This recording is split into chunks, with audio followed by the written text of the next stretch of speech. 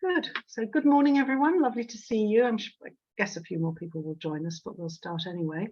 It's lovely to have Steve with us. I've known Steve for quite a long time, and about, I don't know how many years, 15 years probably. Yeah. And I know that he's a big Rudolf Steiner fan, and he's actually studied him quite in depth for over 40 years and was in fact a Waldorf teacher in America. So I'm sure he's very knowledgeable about all things Steiner. So, Steve, I think you were just going to give an outline of a few things and then might stop for questions if there are any, and then we'll carry on. And if anybody does have a question, you could put it in the chat or just wait and ask us in the middle later. Okay, so over to you, Steve. Thank you. Right. You're going to mute everybody, are you? Oh, yes. Yeah, yes. I think everybody has muted, apart yes. from me, Okay. and I shall do so now. All right. Good. Okay then, good. Right, good morning, everybody. Good to see people. Thank you for coming. I don't think there's anybody here except Christine and Alan who've heard my previous talk a couple of years ago.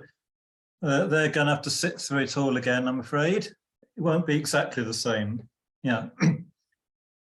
Anyway, so I'm going to break this talk up into several sections. I think first of all, I'm going to talk about Rudolf Steiner's life in some depth, and then and some of his teachings, and then I'll stop for questions, and we'll take it from there.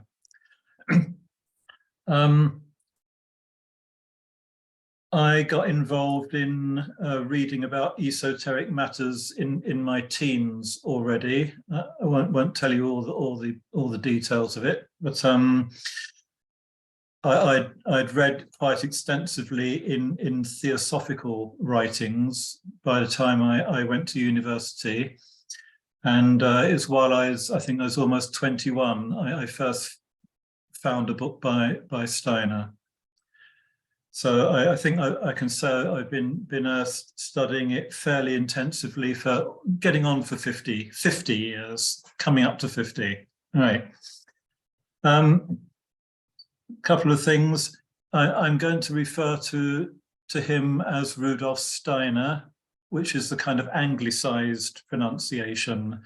If you move in more Germanic circles, of course, they will say Rudolf Steiner, which is the correct pronunciation, but I'm going to use my privilege of using the anglicized pronunciation.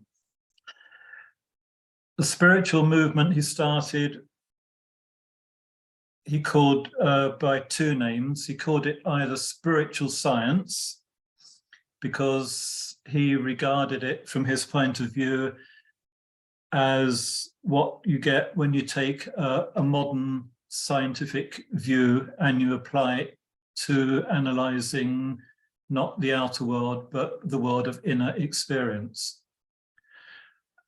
But his movement also came to be called the anthroposophical movement, which is a bit of a tongue twister. I think I said before, it gets a bit easier after you've been saying it for about 7 or 8 years. All right then, so let's I'll do the screen sharing, and we'll talk a bit about his life.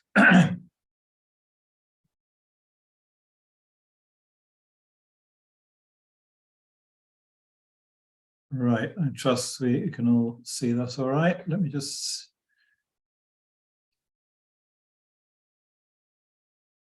Yeah, okay, right. So Rudolf Steiner was born in 1861, and he's the founder of anthroposophy, and I'll be describing how that split off, as it were, from the Theosophical Society a bit later. There we are. Okay, right. So he was born in the Austro-Hungarian Empire, and he was born a few miles south of Vienna. So he's actually Austrian rather than German. Came from a fairly humble working class family, and he grew up basically in a railway station because his father was originally a telegraph operator and later became an assistant station manager on the Austrian railways. He grew up in a small village where his father was posted at the time, called Kraljewitz, quite a cosmopolitan area, because although Steiner's family was culturally German and German speaking, he was actually surrounded by other nationalities as well, Hungarians, Serbo-Croats, and even some others as well. Due to boundary changes, the village where he grew up is now in modern-day Croatia.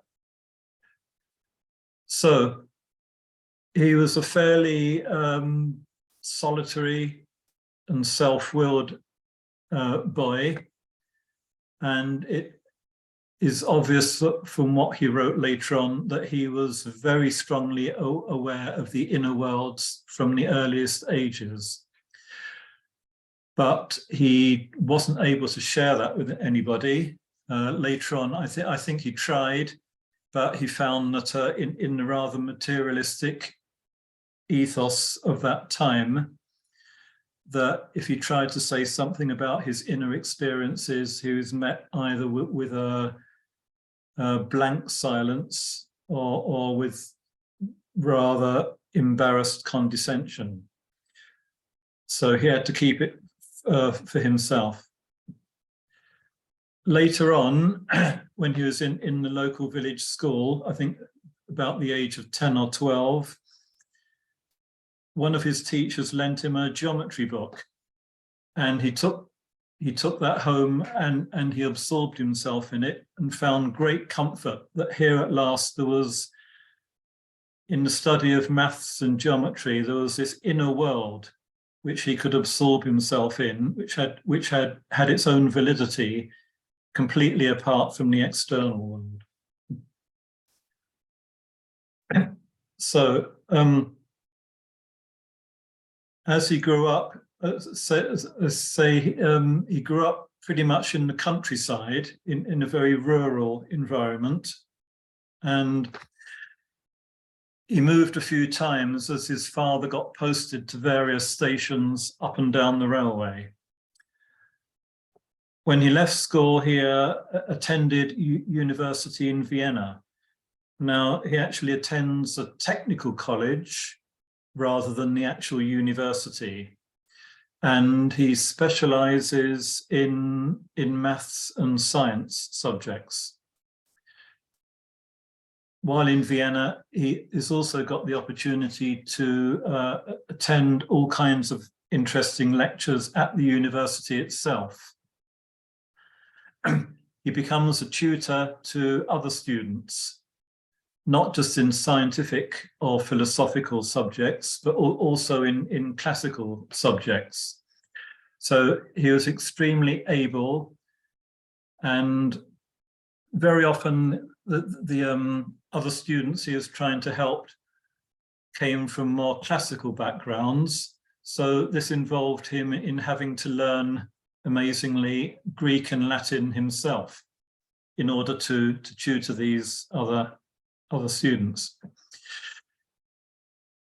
While at university, he's an extremely popular and sociable young man, and he throws himself fully into the cultural and intellectual life of Vienna. When he graduates, by the recommendation of one of his professors, he is recommended to become an editor. In Vienna at that time, a publisher was bringing out a complete edition of the works of the German writer Goethe. Goethe is a really major figure in German cultural history. He's known mainly in English as a poet and a playwright. He's the author of the the plays which are known as Faust, parts 1 and parts 2. Part 1 is quite well known. Part 2 is very mystical and obscure. What's not generally known in English-speaking worlds is that Goethe, as well as that, he was quite a polymath and also a theatre director and a statesman. Not only that, he was a scientist as well, and he busied himself with scientific studies. He made quite important contributions to the study of plant metamorphosis, for example.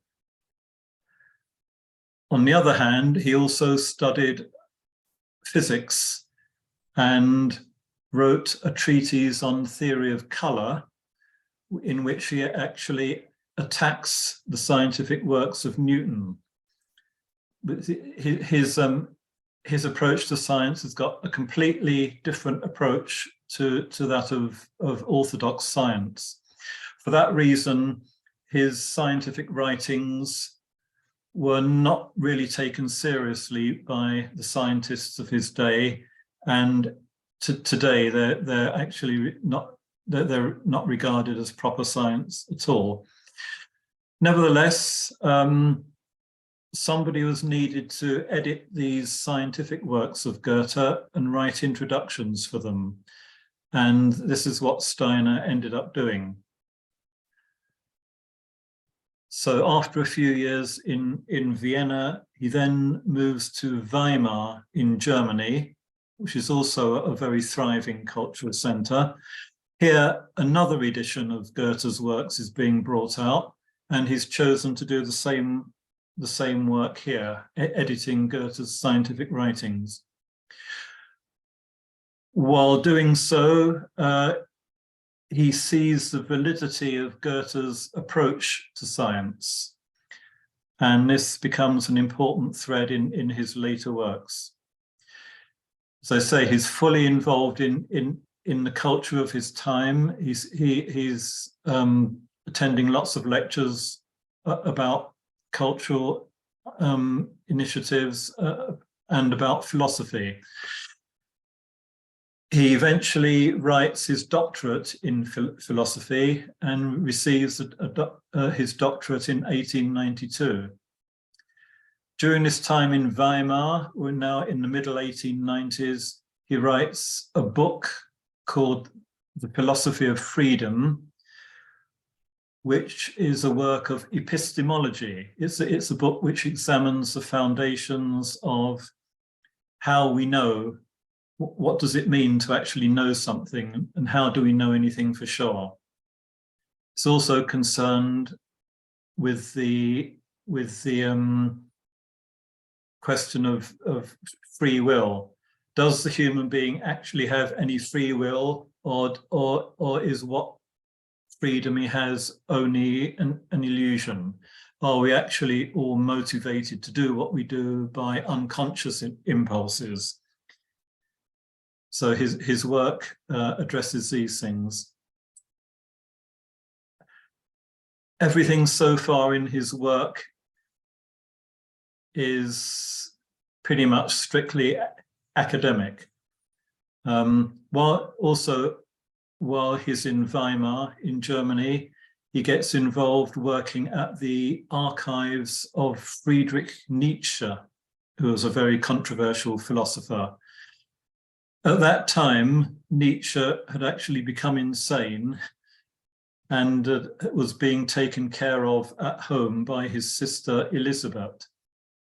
And it was she who had set up these archives for Nietzsche's work. This allowed Steiner to actually access Nietzsche's original works and writings. So what I'm trying to say is that by this time, Steiner is fully part of German cultural life. He's a well-respected and well-published writer and editor. in all this time, he's said nothing, he's not been able to find anywhere where he can get a hearing for his inner experiences. Now, around the turn of the century, he up sticks and he moves to the German capital, Berlin, where he becomes the editor of a literary journal. At this time, he's writing many articles for both his own journal and other publications. While in Berlin, he's invited to lecture to workers. This is part of the Workers' Educational Society. I'm not fully clear on this. I think that's got some relation to the current Workers' Educational Establishment, the WEA, which is still active. He was asked to lecture on historical subjects and on such things as how to speak in public. He became tremendously popular with the working men because he seemed to lecture in such a way that really reached them. Now, the turning point, in 1900, he's invited to lecture to members of the Theosophical Society.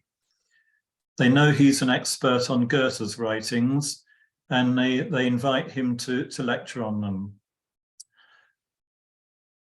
Now, the Theosophical Society by that time was about just over 25 years old.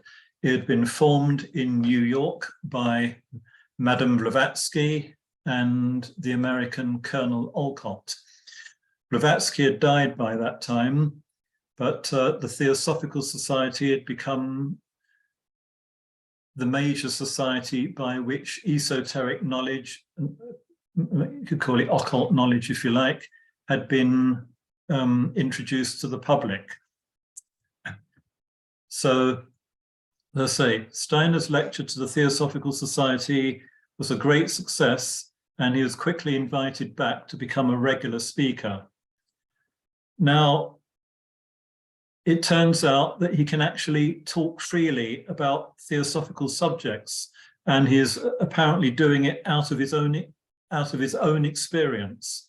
So he becomes tremendously popular, and from this time onwards, he starts talking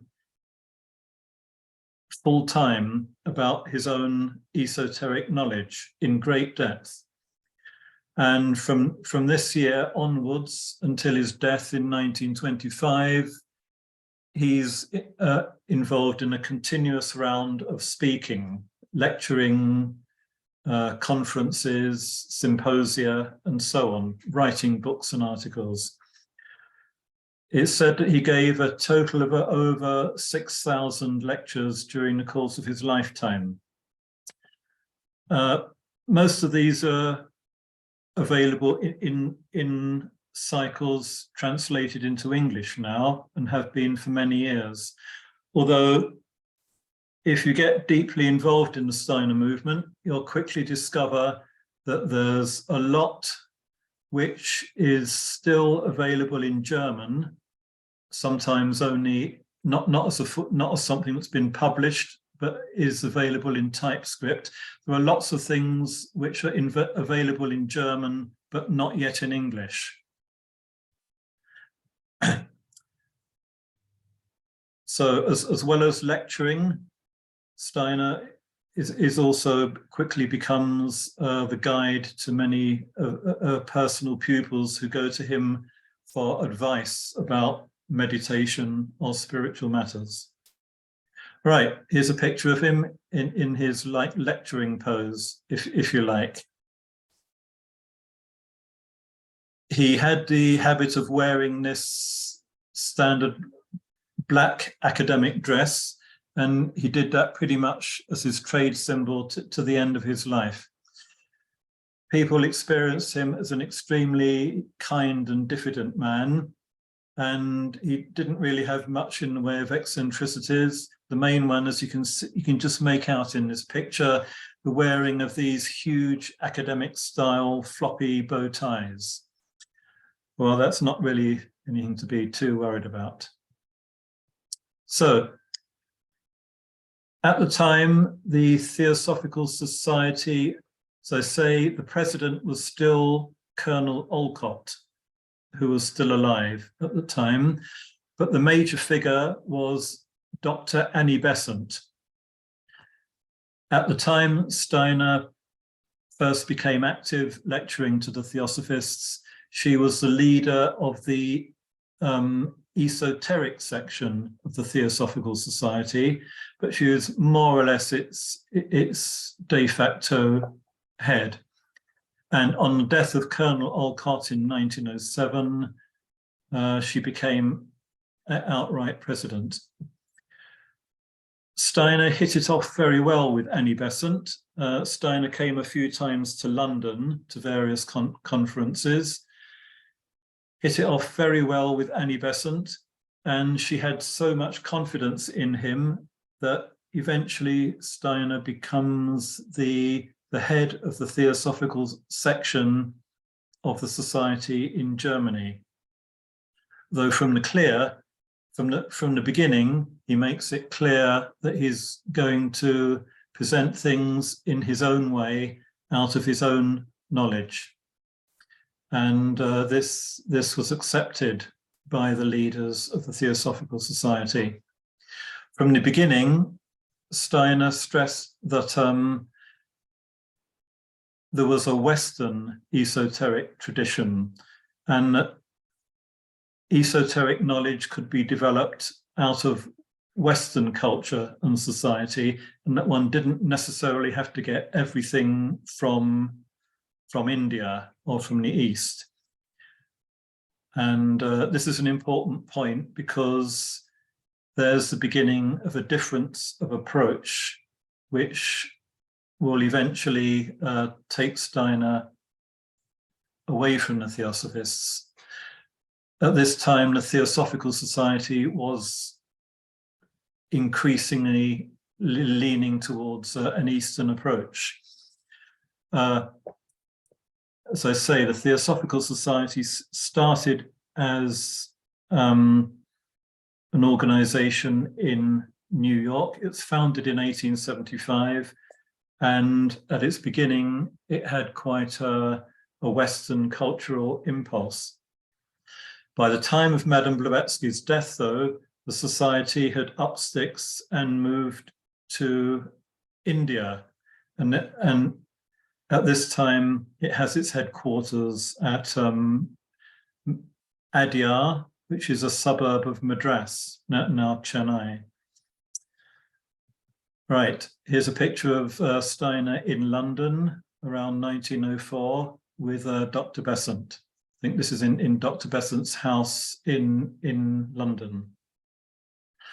Right, so I'm now going to give a run through some of the teachings that Steiner talked about in his lectures and books.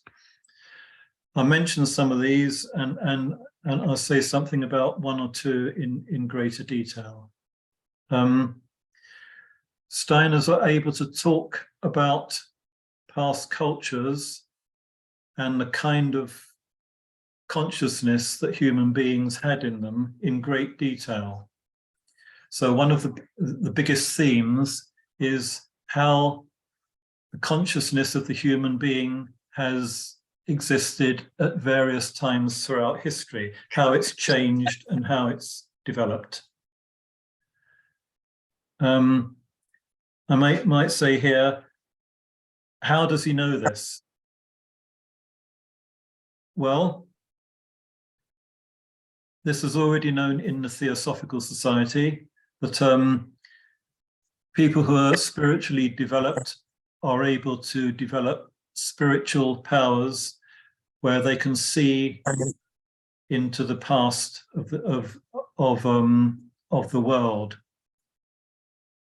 According to esoteric knowledge, it's said that everything that happens in the world, not only everything that happens externally, but also what happens internally in the inner worlds, everything is leaving its trace upon a very fine essence, which is called the akasha.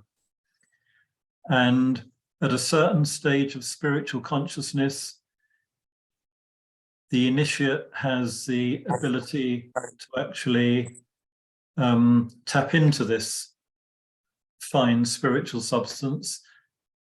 And as a result, they can actually see pictures of what's happened in the past. It appears that Steiner was able to do that to a preeminent degree. In his books, some of which I'll mention later on, he actually talks about in great detail the development of not only the human being, but also the development of the earth itself through various primeval phases.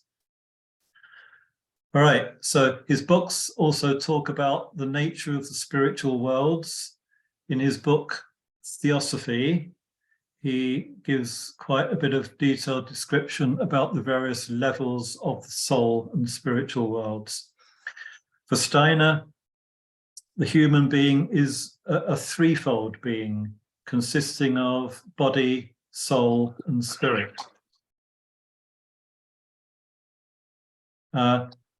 Another big theme is karma and reincarnation. For me, that's been a very important study. When I first started to read about these things when I was in my middle teens, when I first met the idea of reincarnation, I think I accepted it pretty quickly as something that was almost self-evident. Now, reincarnation is absolutely basic to Steiner's teachings. Later on, towards the end of his life, he gave an extensive series of lectures, almost 100 lectures, which are known within the movement as the Karma lectures, in which he actually describes examples of reincarnation and how, as a result of human life, karma is formed for subsequent earthly lives. I'm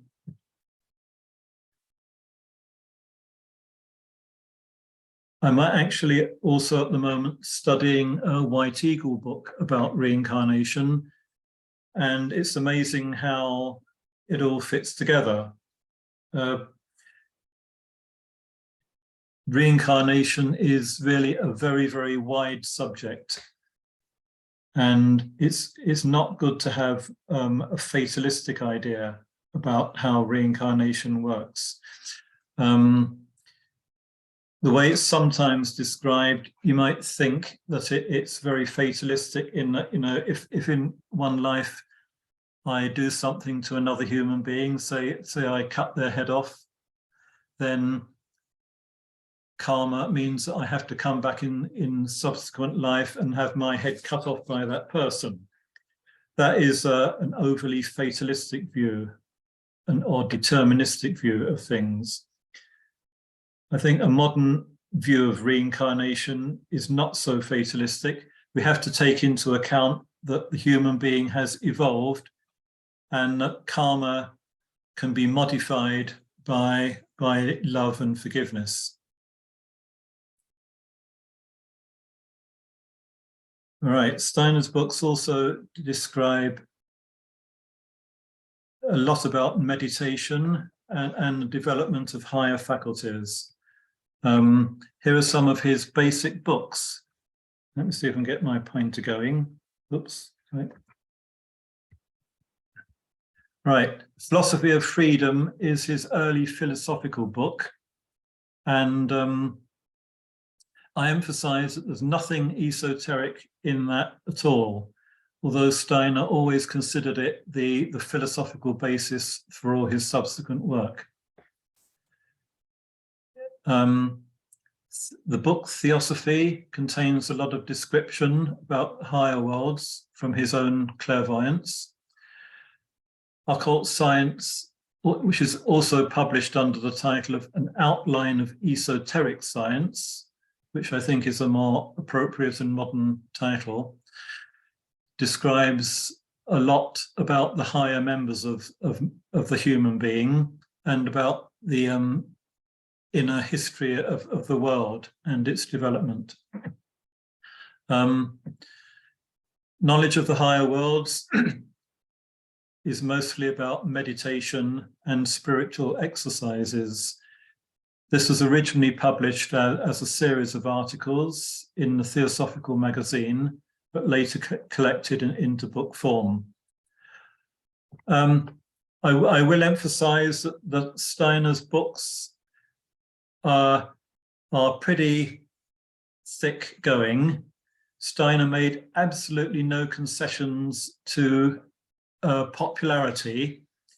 He really expects people to work seriously with what he's written, and even to struggle and meditate with maybe sentences for a considerable time. So they're not easygoing. Steiner sometimes uses his own terms, which take a bit of getting used to. However, I wouldn't want to say to anybody that the books are too hard to tackle. By all means, have a go. Sometimes people ask me, well, what's a good introductory book? That's an almost impossible question to answer. However, I will say that Knowledge of the Higher Worlds is pretty readable, and by all means, have a go at any of the others. In talking about reincarnation, I'll just emphasize that Steiner considers it an immensely serious thing to talk about, and he does so with great reservation. It's a very intimate subject to talk about, and Steiner, it's obvious from his writings and all the caveats he makes about what he says, that it's not something that ought to be bandied about in public. He felt a great responsibility. And as I said, in the lectures he gave towards the end of his life, he actually gives some examples of people who had reincarnated and what their previous lives were. Now, he never did that about anybody who was still living, because he considered that improper. He would never have even done it for anybody whose relatives were still alive and might be embarrassed by being put in that situation. In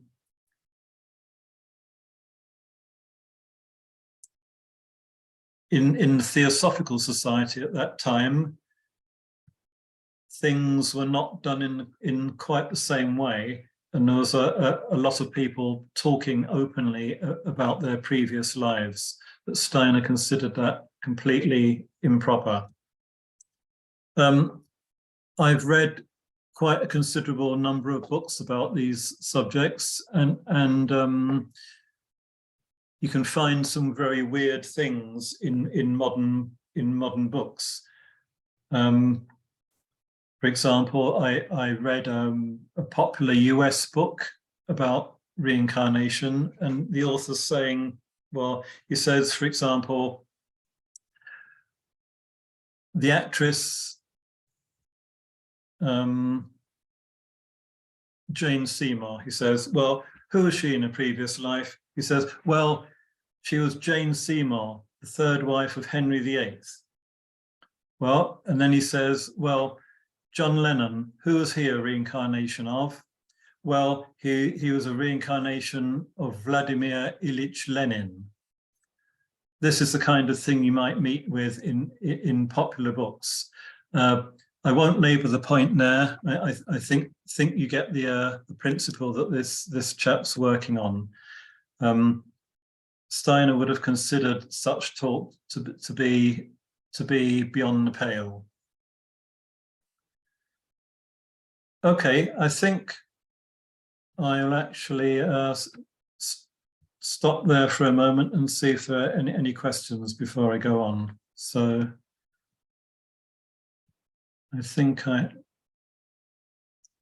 have to stop sharing for a moment. Okay, there we are. I think I'm back again. Don't know if anybody does have any questions. Just one thing, Stephen, what your first slide, you said something about a mysterious herb gatherer, but then you didn't say any more about it. Okay, right. Right. Yes. Though Steiner had a very full inner life, he was also obviously in contact with certain personalities, and it's very little is known about this, but he seemed to receive some kind of initiation when he was about 18 or 19. Anyway, when he was a student and still living at home, he used to take the train into Vienna. And there was another character, an elderly man who lived in the country, who traveled in on that train. And this man was, at that time of his life, he earned his living by collecting herbs in the countryside and then taking them into Vienna to sell them to various pharmacists for medicinal reasons. And Steiner fell in with this guy, and the other people around him regarded him pretty much as a madcap, because this man obviously had his own spiritual experiences, and he talked about them, and other people thought he was a bit of a loony. Steiner, though, was able to see that, no, this man is actually talking out of his own spiritual experience, and was able to understand him. So he became friends with him and later went to visit him out in the countryside. He makes a hint later on. He says that this man was in contact with a spiritual master of wisdom. And that through him, he was able to meet a master and receive an initiation. So that's the herb gatherer. Okay. Just one extra thing there. I'm hearing a bit of a kind of echoing back from my voice. So I hope that's not. No, I think it was Robert. Sorry, I've put you on mute because I think it was coming from yours.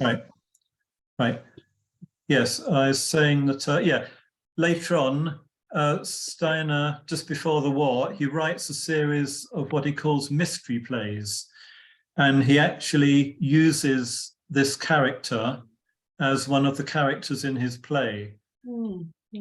That obviously stirred his interest in herbs for medicine for later on. Yes, indeed. Yes. Yeah.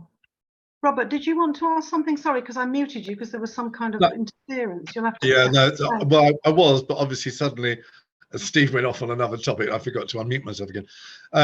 Yeah, Steve, a great friend of mine was an author and natural practitioner who sadly now passed, but he said that Steiner was actually quite a practiced homeopathic practitioner as well.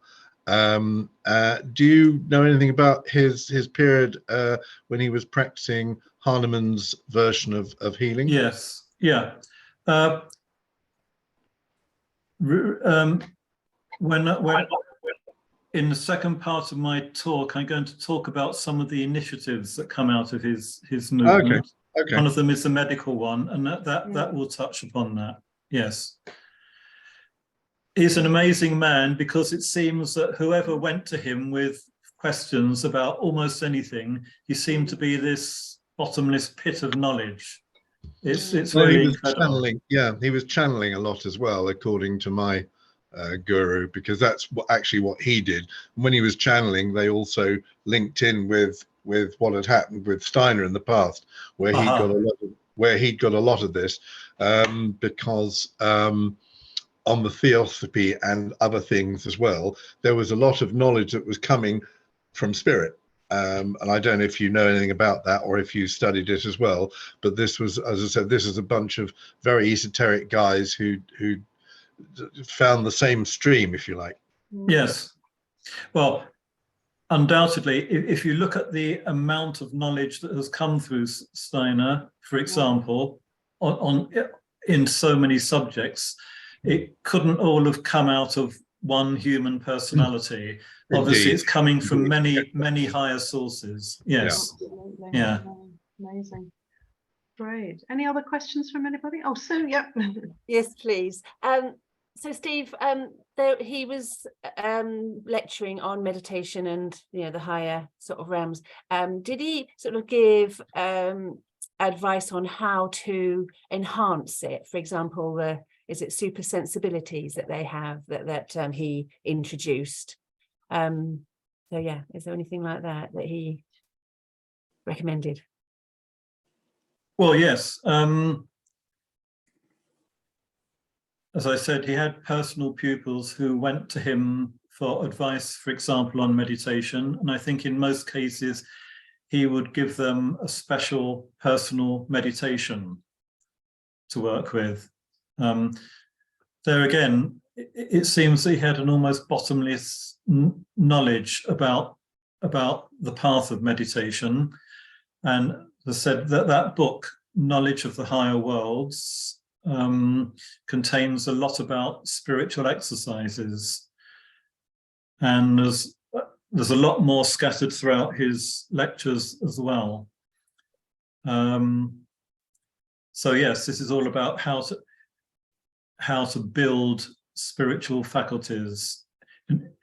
In that book, Knowledge of the Higher Worlds, for example, he talks about like chakras and subtle bodies and such like, and how he gives some exercises which he says are intended to develop them. At that time, all of that was probably quite strange knowledge for people. It had come out in amongst the theosophists as well, but now from the 50s and 60s of the 20th century, it's become part and parcel of New Age knowledge, of course. Back then, it wasn't, that wasn't the case. Don't know if that points towards answering your question. Yeah. I mean, yes, I certainly read the book. I think that'd be really interesting. It's all there, but where to begin with it is another matter. I think that has to be purely individual. Yeah. But when you come to something like this, it's easy as a young person, you throw yourself into it, you read vast amounts of stuff, and you read about hundreds and hundreds of exercises, and you can get a bit overwhelmed with it. Yeah. Even crushed, I might say. Yeah, that's what I'm a bit concerned about, and I was just wondering whether you have any kind of like maybe sort of simple beginnings of how maybe to enhance say your visual, your second sight, should we say, or sixth sense. Yes. Well, I would say that the books that are published in English by the Rudolf Steiner Press, they've brought out various, you could say, like collections of books with certain themes. Usually they're a selected collection of Steiner's lectures on one particular theme. For example, I think it's the Steiner Press. They brought out a little booklet a few years ago called Start Now. And in it are described some very basic esoteric exercises. The idea being, if you get the whole picture and feel you've got to do hundreds of exercises, you'll probably never, you'll be so overwhelmed, maybe you'll never get to doing the first one. But if you start with just something very simple, and all the exercises are in essence simple, but the trick is doing them in a patient and persevering way. So there are books like that, which, it'll give you a flavor of what it's about. And the idea is somehow you get started, and eventually you'll find your way into an appropriate path which is suited to yourself. Okay, thank you. Right. Anything else for now? Otherwise, I think I might Carry on. plough on because there's quite a Okay. lot more of interest. Right, okay. Right, okay. There's a lot more to this story, so I'm going to go back to screen sharing.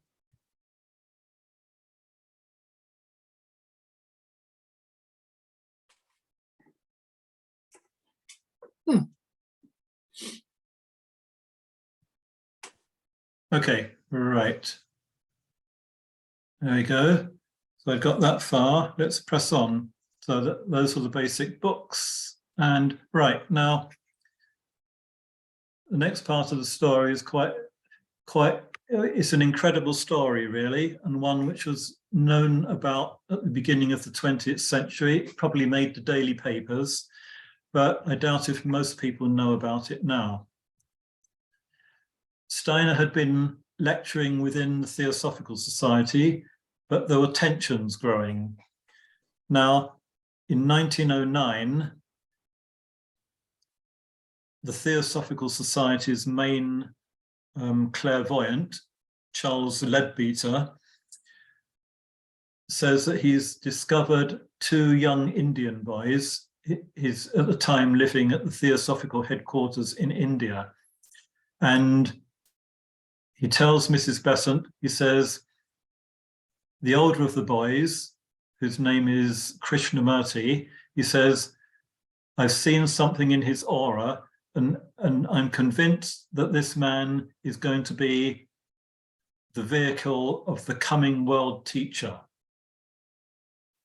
So Mrs. Besant is persuaded by this, and long and short of it is that they end up taking Krishnamurti and his brother. They take him away from his father and they bring him to Europe and start giving him an education. Not only this, that they begin to form an organization within the Theosophical Society called the Order of the Star in the East. And this organization is designed as something which is going to be available for Krishnamurti to use when he comes of age. I think they actually try and get Krishnamurti into the University of Oxford, but he can't, he's not able to pass the entrance exams. Anyway, this is a movement which develops within the Theosophical Society, and Steiner objected to this flatly, as he regarded, well, what the Theosophists were more or less saying is that this boy, when he grows up, is effectively going to be the reincarnation of Jesus Christ. Now, Steiner objected to this and more or less forbade his followers in Germany to have anything to do with this. This caused a split eventually around 1912. Things got so difficult between Steiner and the German section and the rest of the Theosophists that Steiner was forced to split away. Annie Besant actually repealed the charter of the German section at that point. And so at this point, Steiner, with most of the German Theosophists, forms his own organization, which is known now under a new title of the Anthroposophical Society.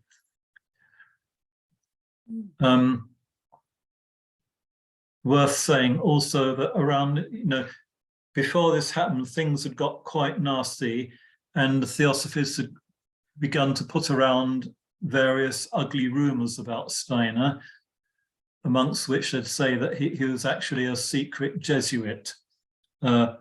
Steiner was forced to actually, he was actually a very private and independent man. Very little was known about his early life at that time. And he was actually forced against his will to give some public lectures in which he told the story of his life. And he's doing this really to refute the suggestion that he was a Jesuit. Anyway, so So from 1912, just before the First World War, Steiner is now the head of his own organization. The story of Krishnamurti actually keeps on developing. Some people may know quite a lot about him. During the 20s, this movement of having him as the coming world teacher continued to develop until at the end of the 20s, Krishnamurti himself actually had the courage to stand up and say, I'm not who you think I am. I'm not your Messiah. I'm just an ordinary person.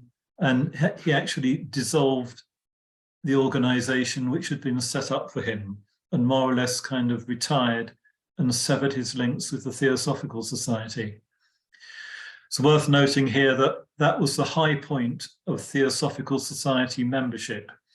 Up to this point, it had grown and grown. When Krishnamurti left, it began to decline. Those of you who know about Krishnamurti's movement know that he didn't remain in retirement. He eventually came forth as a teacher in his own right. And there's, I think he died in the 1980s, but there's still a movement which follows his, you can't really say teachings, because he pretty much rejected all teachings. But there are to this day Krishnamurti schools in America.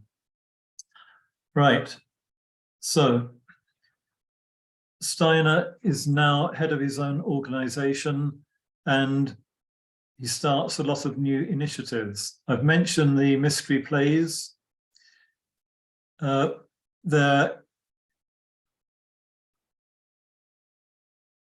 are many artistic activities which develop. One of them, which I think Steiner regarded as his favorite creation, was an art of movement, which he called eurythmy. And it's an art of movement which is able to express spiritual realities in gesture and movement.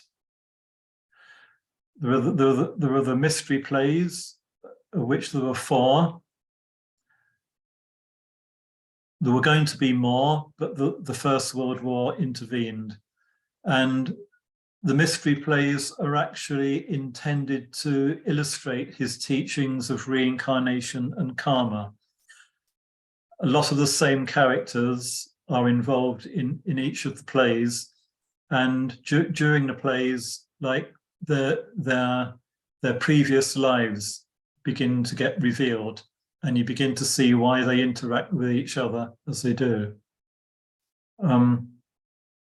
Now, there was a movement developed, obviously now that Steiner wanted a headquarters, and he wanted to build a building which could serve as those headquarters. Originally, there was an attempt to base a building in Munich. It's going to be called the Johannisbau, the St. John's building. This fell through, I think, because of difficulties with the authorities. However, at that point, one of Steiner's followers, who had some land in Switzerland, offered him that site for a headquarters building. And this is where Steiner built the building, which he called the Goetheanum, another tongue twister, which he did out of his reverence for Goethe and his works. Now, this was built on a little hill in a town just outside a town called Dornach, and it's just a few miles south of Basel in Switzerland, in a rather nice setting in the foothills of the Jura Mountains. This is a picture of that remarkable building. And as you might see from it, you can call it a spiritual temple, if you like. It has a remarkable design. It was built, and many of the workers were followers of Steiner who came to actually work on it with their own hands. And construction of this actually continued throughout the First World War, remarkably. All of these people from the different warring nationalities working together on a common cause. That's a picture of the building while it was still being built. As you can see, it's a remarkable structure of 2 intersecting domes, which, as far as I know, is something which had not been done before. There you can see the smaller dome almost complete. Here's a ground plan of that building. See if I can get my pointer going. Right, yes. Here you see the 2 domes. This is the auditorium with the seating area for the audience under the larger dome. And here is the smaller dome, which is the performance area.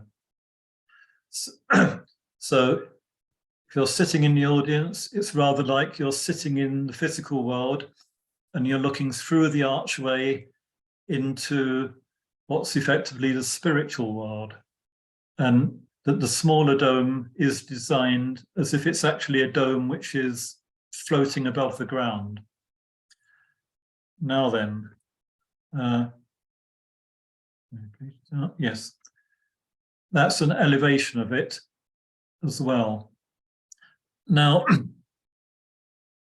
I said more about this in the first talk. I think I haven't got time to go through in so much detail, but say to build a building with 2 intersecting domes is an exceedingly difficult thing to do.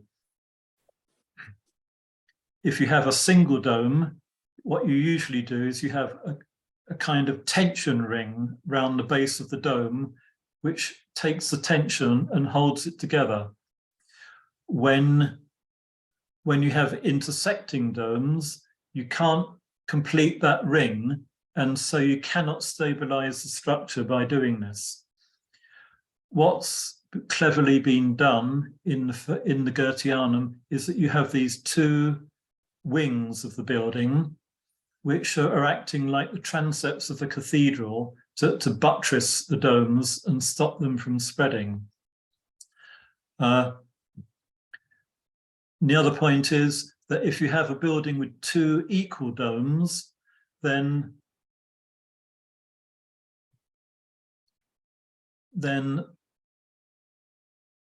it's stable because the 2 domes press equally on each other. Now, when you have unequal domes, you've got the large dome pressing with greater force on the arch which joins them than the smaller dome has. So it's effectively an unstable structure.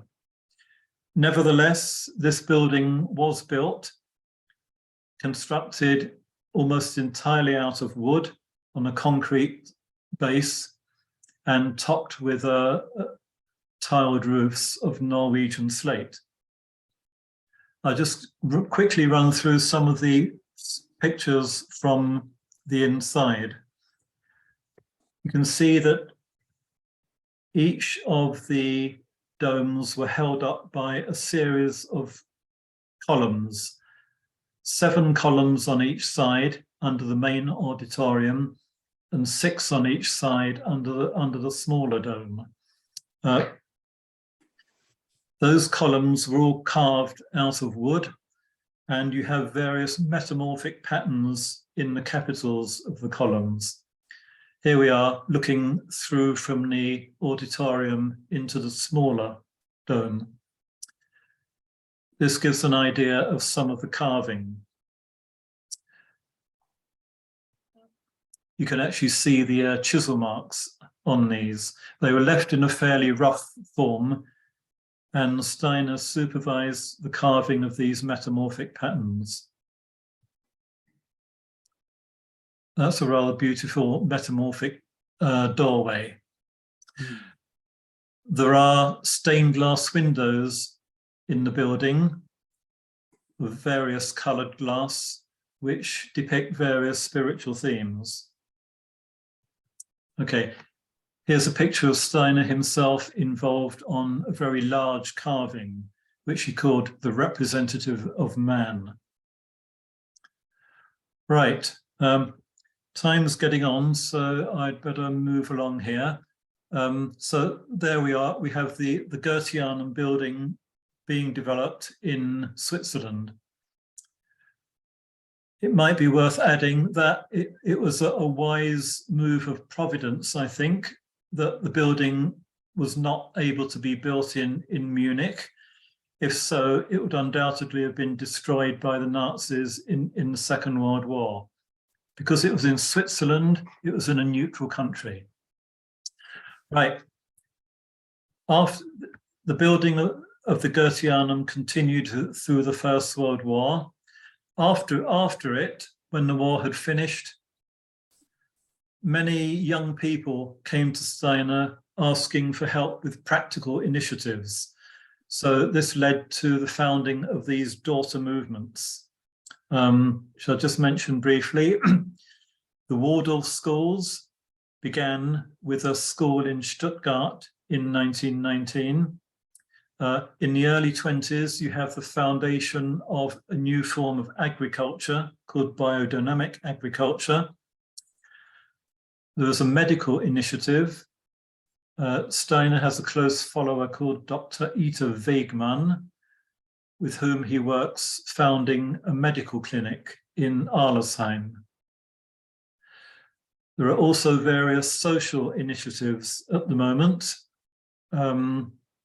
The threefold social order. I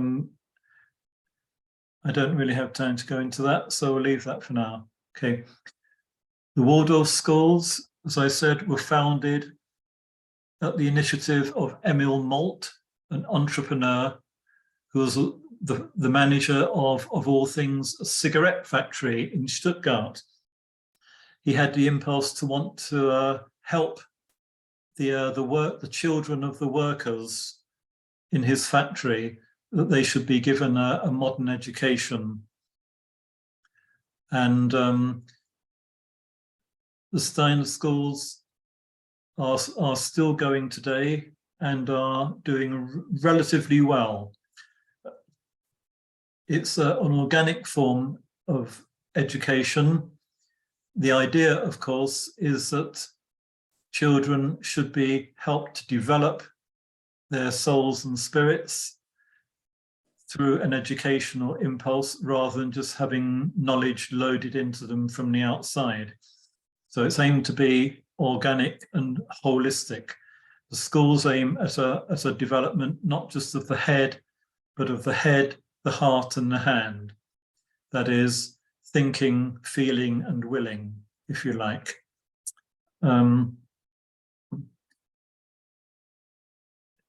These schools were present in England from the late 1920s. The original hall, which was the original school, which was called Michael Hall, was founded in London originally, but moved down to Sussex near East Grinstead, and that's still going quite strong. Steiner intended the Waldorf schools to be an international movement, and indeed they've been taken up very well, both in the United States, quite considerably in the Spanish-speaking world, and also in Scandinavia and Holland. Waldorf initiatives have actually done pretty well of recent years, even in Israel, and I think there's an initiative in Egypt. There are also initiatives in Japan and I think even in China. Okay, biodynamic agriculture. Even at that early time in the 1920s, there was concern about the quality of food which was being produced by the farming methods of that time. And so Steiner gave the first lectures on what he called biodynamic agriculture.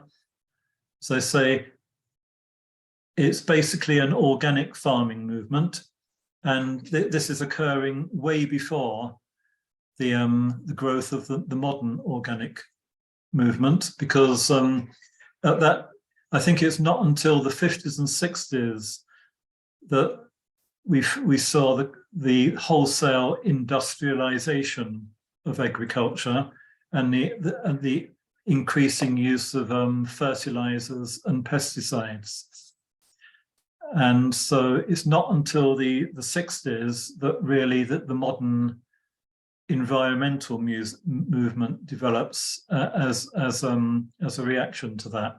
But Steiner's initiative is actually way before this.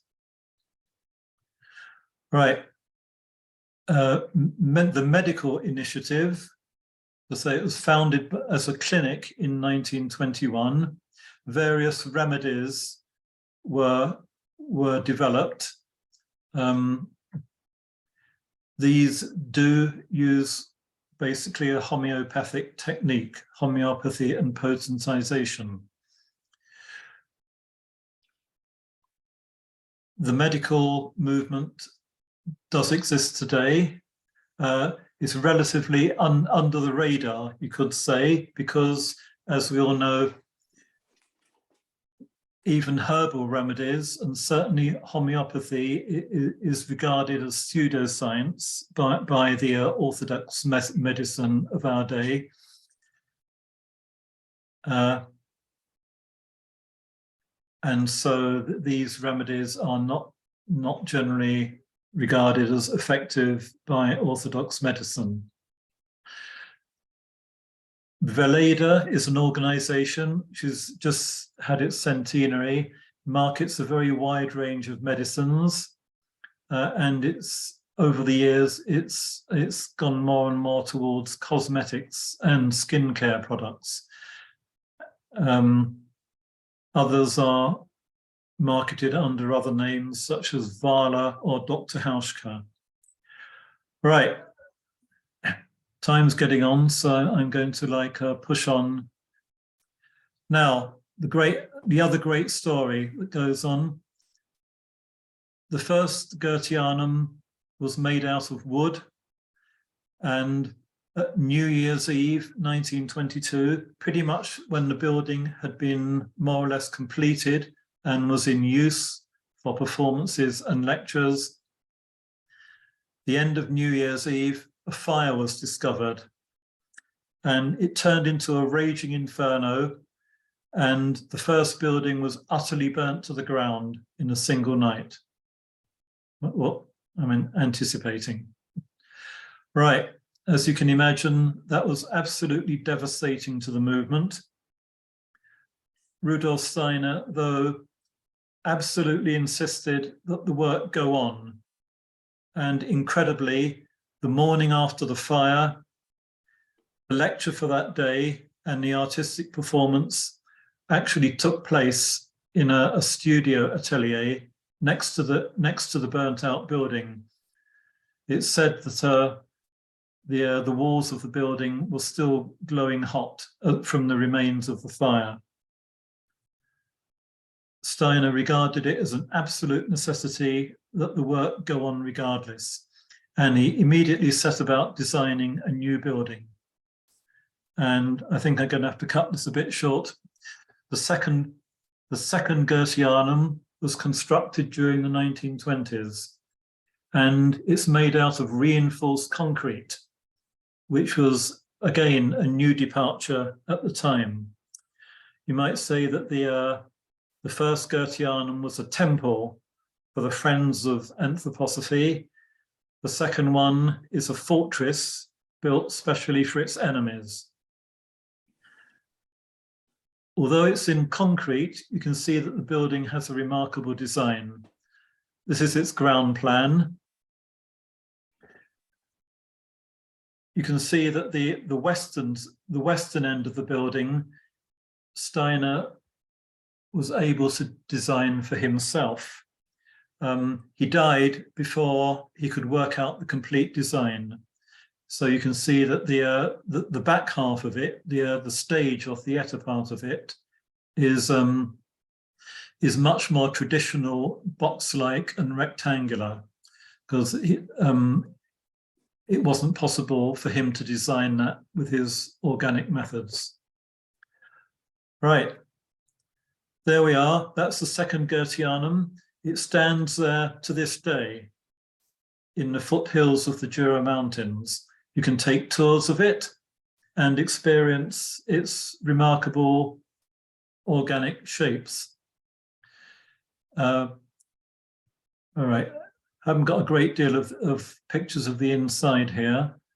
And I'll just mention that I've looked in various books which specialize in early 20th century architecture, and I've only ever found one which has mentioned either the first Goetheanum or the second Goetheanum.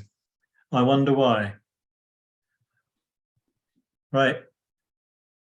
Steiner's last years, he lectured with increasing intensity, sometimes giving 3 or 4 lectures a day, but eventually, at the end of 1924, he was taken ill and wasn't able to lecture anymore.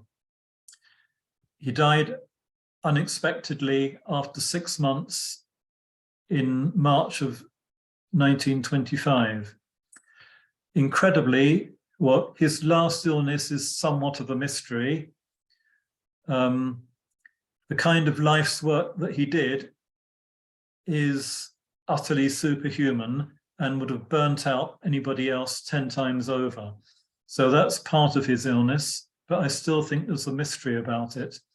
Although he was confined to his bed, he remained completely lucid and was able to study, read, and write articles and receive visitors. So there we are. Let me pause there for a moment.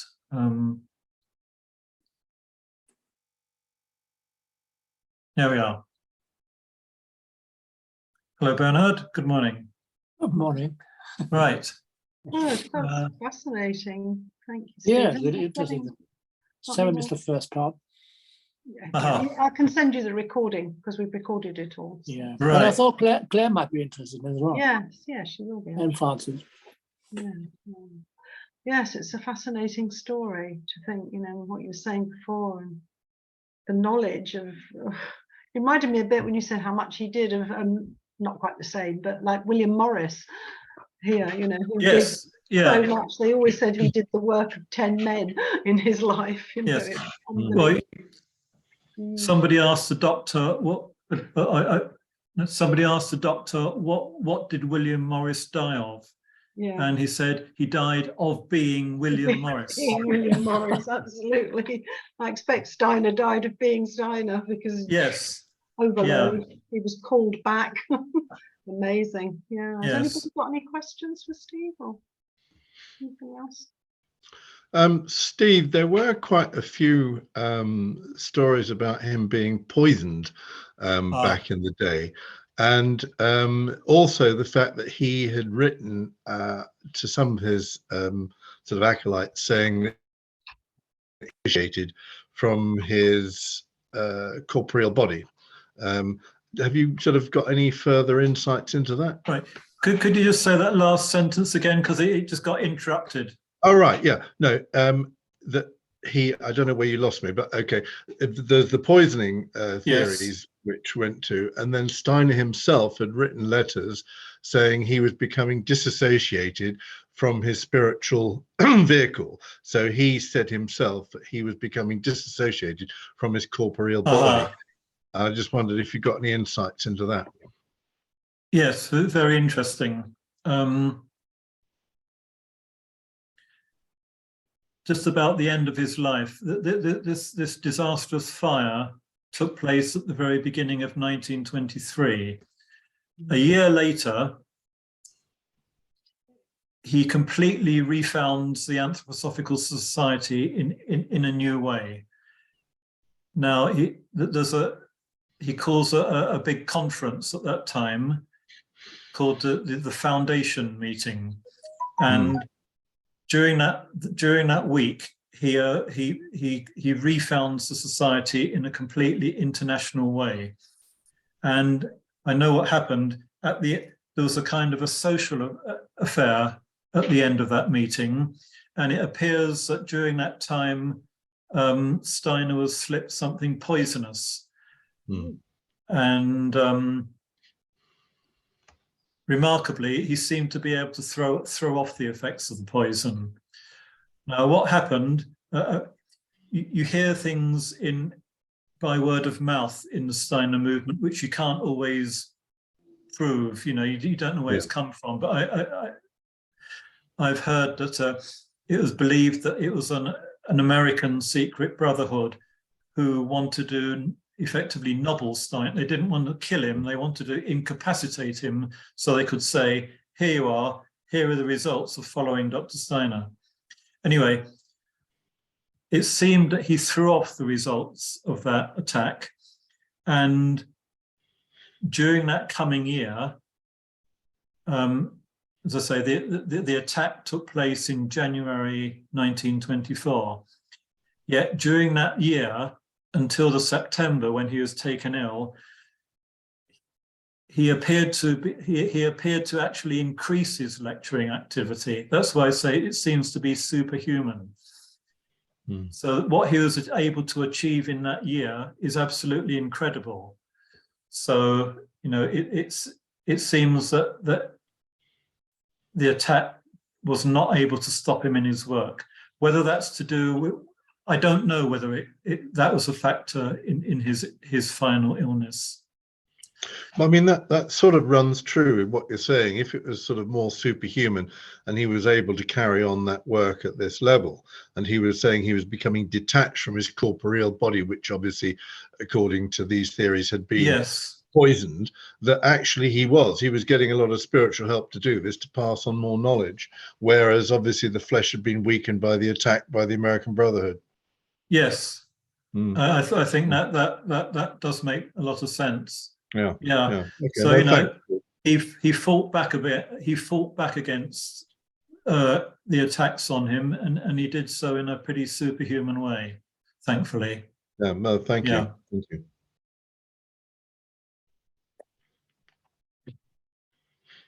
Anybody else like to ask? Right. Yeah, it's also fascinating. If there are no immediate questions, I'd like to offer one more little thread by way of finishing up. Great, we'd like another thread. That'd be super. Right. Thanks.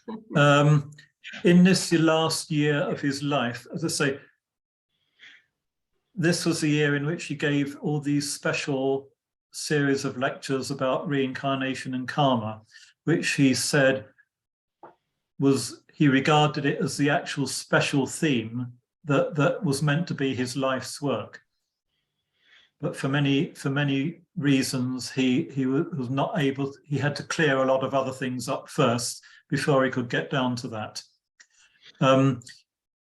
During that 100 or so lectures, a new theme begins to come to the fore, and this was the working of the Archangel Michael during this time.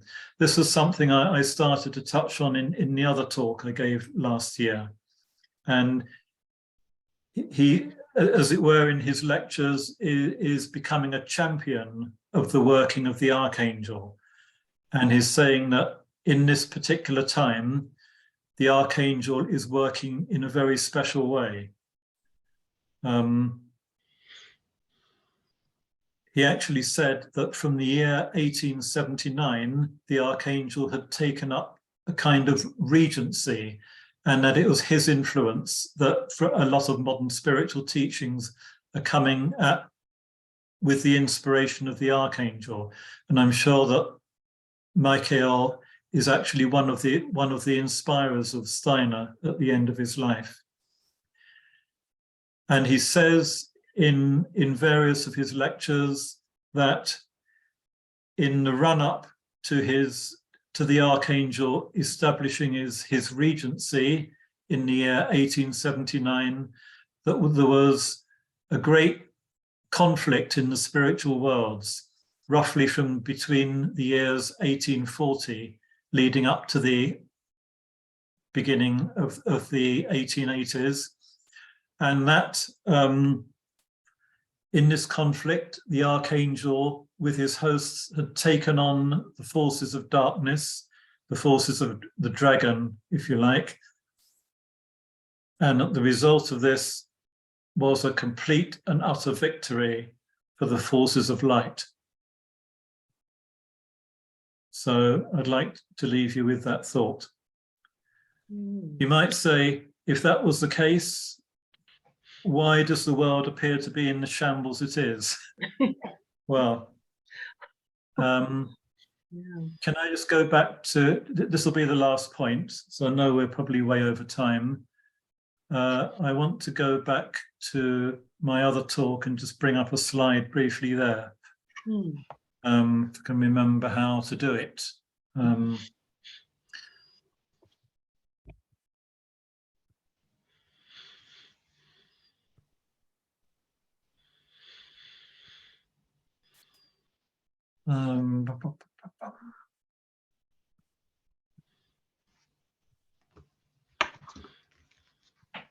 Right, let me see if I can come out of that and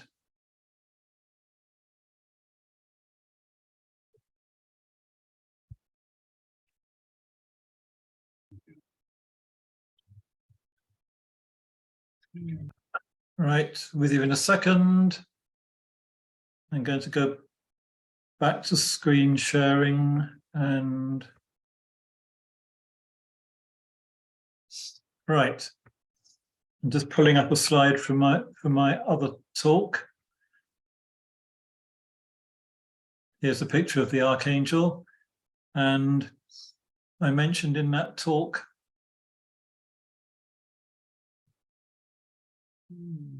right, are you seeing this? All right. Yeah. Right.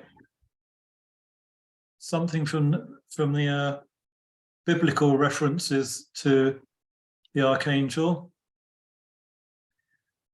Prediction: there is war in heaven. Michael and his angels fought against the dragon, and the dragon fought and his angels, and prevailed not. Neither was their place found any more in heaven. And the great dragon was cast out. He was cast out into the earth, and his angels were cast out with him. And I think that gives us the clue, if we like. The bad forces are cleared out of heaven, but they're cast down onto the earth. So for us, that means they're right among us. So there's the good news and the bad news. That's the bad news part of it, right? Got to do more work on them. And we have to fight them in our souls and in our minds. Right, I think you've had enough of me spouting. It was fascinating, Steve. Steve, can I just ask quickly, did you ever read Peter Morell's dissertation on Steiner and his connection and linkage through homeopathy to Goethe and others at all? No, I certainly haven't. Right. Right. No, because, well, Peter Morell, who I know, he was very close to my best friend and the person who got me into alternatives many, many moons ago. And he was doing that link between Steiner and Goethe and others, and how he come about quite a lot of his knowledge, which included what we've just been talking about, receiving, from different spirits, and obviously from what you said, Michael, and how he was able to do so many things in so many times. When you see people who've been able to do extraordinary things, they're either aided by good or bad spirit, but it's becoming a sort of almost, as you said, superhuman effort, which is why we need superhuman effort at the moment. And thank you for telling us that, having had the baddies kicked out of heaven, we've all got to keep the light going here, because they're running amok amongst us. Yes. Yeah. But no, Peter Morell, it's MU or MO? Morrell, a very sage man, and he went through the similarities and the teachings and wisdoms received. Thank you. Yeah. Yeah. No, it just, I think, reminds us that we will need to really be aware of all these things and all the healing and the teachings, the homeopathy, the natural healing, the herbalism that was taught then, you know, and it's continually trying to be squashed, isn't it, by, as we know, pharmaceutical companies and so on. And we just have to keep that going and spread it amongst everybody we know, the knowledge that we have. So, yeah. Interesting that the knowledge of, like, say, reincarnation is it's made absolutely no inroads into orthodoxy, you might say. The Christian church is absolutely staunchly opposed to it, and yet it's spread, like I say, under the radar. But the Bible itself in the Old Testament, Steve, refers to reincarnation of different prophets within prophets in later generations. So there's a little bit of a dichotomy there, but in the same way that the established church took the Apocrypha out of the Bible and various other quote unquote banned verses and chapters, they did those different ancient texts did actually refer to incarnation and direct communication with the spirit for helping, you know, things like building of the ark and various other things. Yes. As I say, if you accept reincarnation, then you can see hints of it in the Bible, as long as one has the goodwill to do so. Okay.